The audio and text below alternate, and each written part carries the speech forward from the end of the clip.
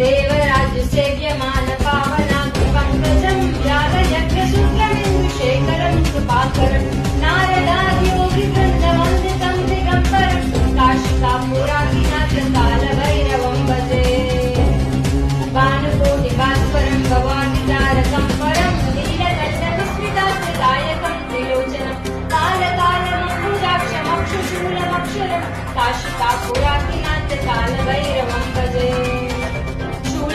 पाशुदण्डपाणिमादिकारणम् श्यामकायमादिदेवमक्षरम् निरामय भीमविक्रमम् विचित्रताण्डवम् प्रियम् काशिकापुरादिनाथ कालभैरवम् भजे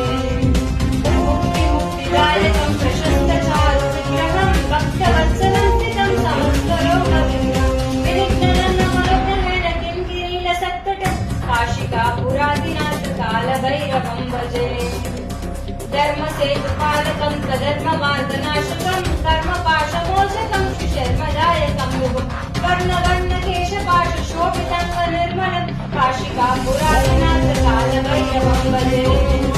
रत्नपादुकाप्रभाविरामपादयुग्मकम् नित्यमद्वितीयमिष्टदैवतम् निरञ्जनम् पृथ्वीदर्पनाशनम् करालदंष्टभूषणम् काशिकापुरादिनाथ कालभैरवम् भजे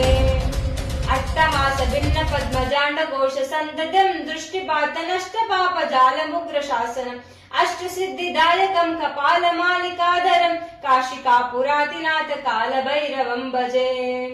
भूतसङ्गनायकम् विशालकीर्तिदायकम् काशीवासलोकपुण्यपापशोधकम् विभुम् नीतिमार्गकोविदम् पुरातनम् जगत्पथम् काशिकापुरादिनाथ कालभैरवम् भजे कालभैरवाष्टकम् पठन्ति ये मनोहरम् ज्ञानमुक्तिसाधनम् विचित्रपुण्यवर्धनम् शोकमोहलोभदैन्यकोपतापनाशनम् ते प्रयान्ति कालभैरवान्ति सन्निधिम् ध्रुवम्।